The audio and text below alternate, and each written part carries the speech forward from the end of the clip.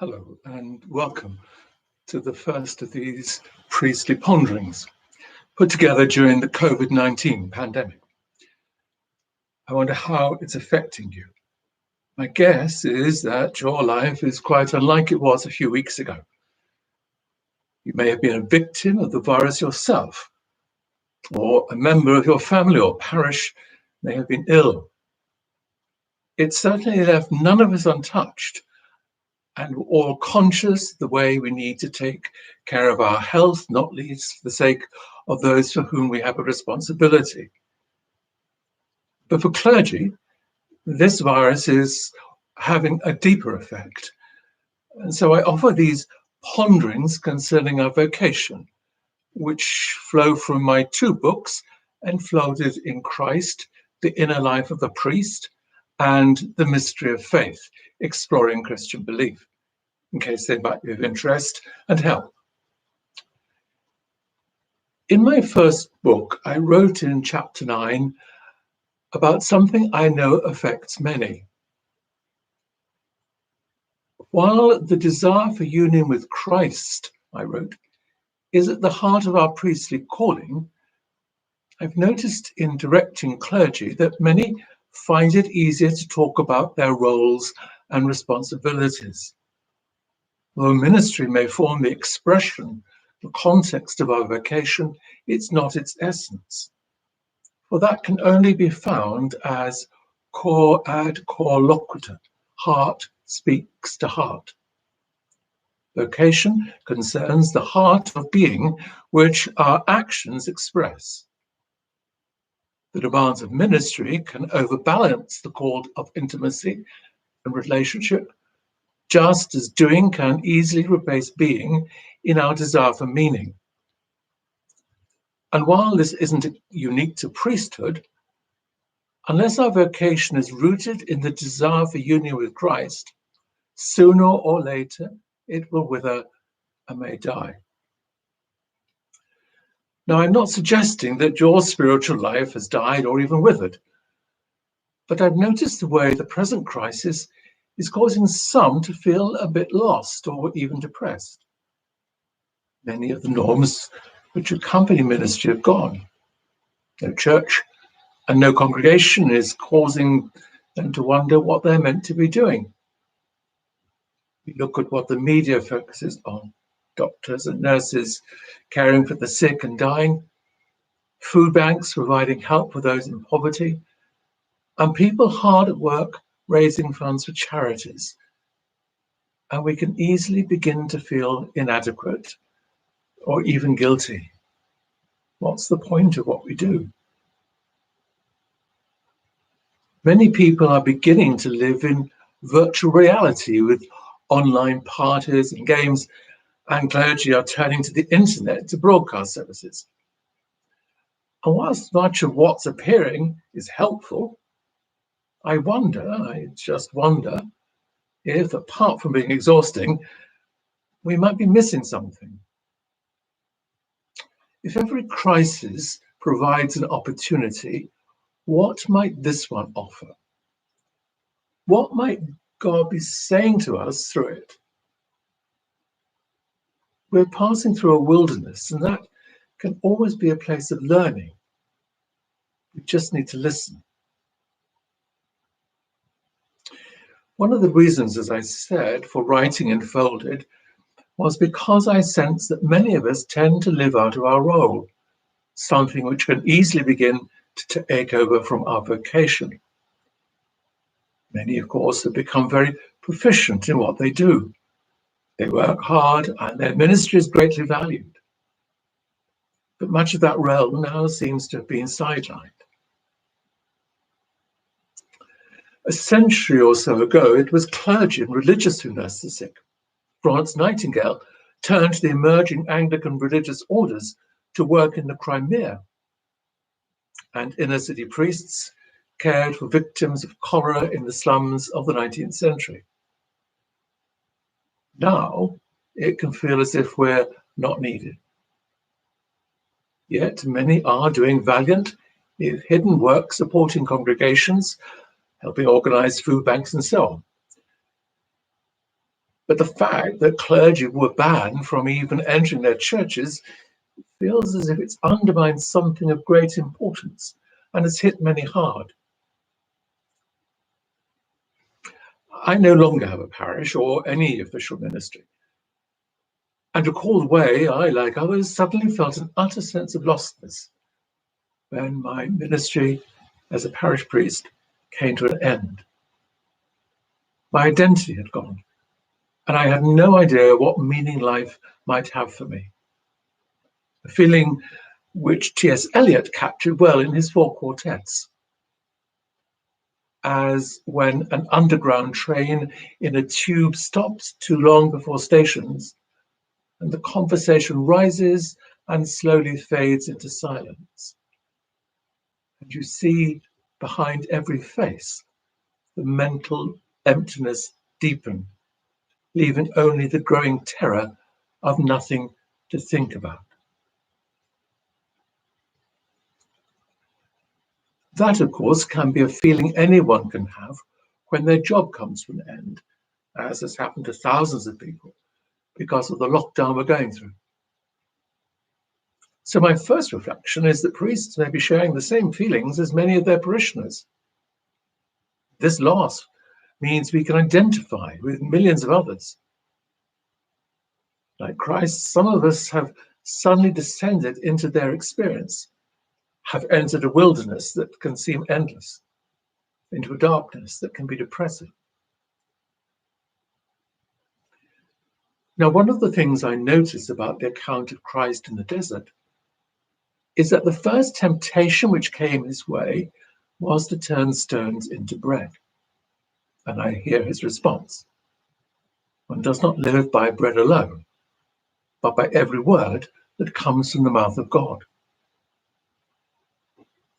And I wonder, what might that be saying to the noble attempts of many to offer virtual liturgies, replicating as best we can what happens in church? If every crisis offers opportunities, what might God be offering to those who have a responsibility to nurture the spiritual lives of people, to nurture their life in Christ? Of course, many find satisfaction through the familiar, and some consequently will encounter church via the internet for the first time. But are we missing something? In the spiritual life, there's a clear correlation between the wilderness and the monastic cell. You may know that saying of the 4th century desert father, Abbot Moses, go sit in your cell and that your cell will teach you everything. In a world where many feel lost, might the most important thing we have to share be that simple piece of teaching? If you're finding life difficult at present, don't go looking for distractions, virtual games and sports, chat rooms and so on. Simply stay for a while in that place of emptiness and listen to what it might teach you. You may never have another opportunity to learn what this solitude, this enforced retreat might offer, which means clergy, of course, need to do just that. I said to my soul, be still and let the darkness come upon you, which shall be the darkness of God. Feeling lonely is all about isolation, whereas being alone concerns realizing an in-depth at oneness with all things. Just listen to what Mother Mary Clare of the Sisters of the Love of God at Ferricus said in her pamphlet, Aloneness, Not Loneliness. Like the solitary sailor, we deliberately choose our aloneness as part of a personal quest. We are people engaged on a search. It is always a search for God. but it is also a quest that brings us to a place of exposure, to a deep, heart-searching, listening awareness of the fundamental crying need of the world. This is precisely the monk's or nun's chief service to humanity. In aloneness, we learn to share in a basic way the emptiness and lostness that people today often know, but often try to block out and ignore. It is essential that we realize the intensely positive use and value of being alone and trying to stop being frightened at the very negative reaction of feeling lonely.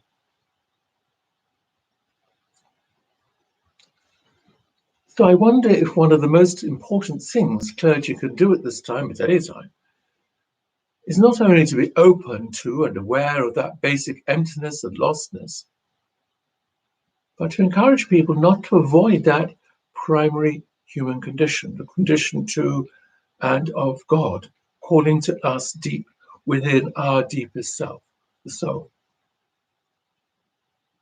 Rather than offering people distractions, isn't one of our primary tasks to enable people to realize they're called to enter the depths of their being? Instead of just streaming services, might we not also address this primary experience, which so many are having but can't make sense of or seek to avoid? Aloneness. Only the church can do that. The media have no understanding of the deeper reaches of our common humanity. Doesn't this crisis offer that opportunity? Hopefully one that won't be repeated for a long time, but one we need now to grasp, the opportunity to encounter ourselves in a creative way and to encounter God. This is an opportunity to create a fresh rhythm of prayer. Have a day offline from time to time. Take an at-home quiet day where you can focus on prayer and meditation, a solitary walk, a little light reading. Do things which nurture your soul. I wonder if you remember the way in 2018 that a group of boys became trapped in a cave system in Thailand for over a fortnight. Their leader, a former Buddhist monk, led them in various meditation practices which helped them cope with their enforced isolation and kept them sane. It's clear many people at present are experiencing great anxiety. And whilst Christian meditation is primarily concerned with opening the eye of the heart to God, it has also been shown to be of great help in addressing anxiety and stress, which can lead to depression. I realize meditation might be difficult if you sense you're extroverted. You may be finding the loss of human interaction really painful. But maybe this is an opportunity to give attention to your inner life and to teach others the importance of these practices. Maybe the loss of attention to our inner life is one of the reasons so many are finding this time so difficult. In a society like ours, which judges the church by what it can be seen to do, might God be offering us an opportunity to reach out to others from the hidden wisdom of our tradition, of the contemplative way? Might this be a time when we remind the world it has a forgotten soul which needs nurturing? Isn't that the meaning behind our role? Rather than this being a time when the church hardly seems needed, maybe it's a time when we're needed even more. We just need to realize what we have and find ways of sharing it with others. As Elian wrote, I said to my soul, be still. and wait without hope. For hope would be hope for the wrong thing. Wait without love, for love would be love of the wrong thing. There is yet faith, but the faith and the love and the hope are all in the waiting. Wait without thought, for you are not ready for thought. So the darkness shall be the light, and the stillness dancing. Let's just take a moment of silence.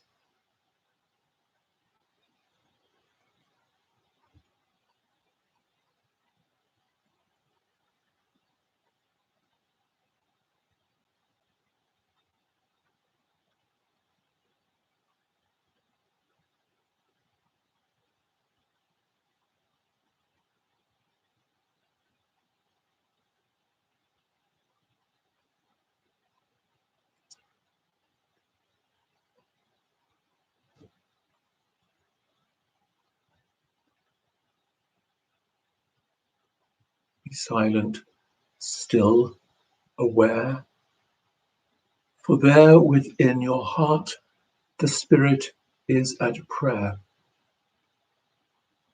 Open and find, listen and learn heart wisdom, Christ.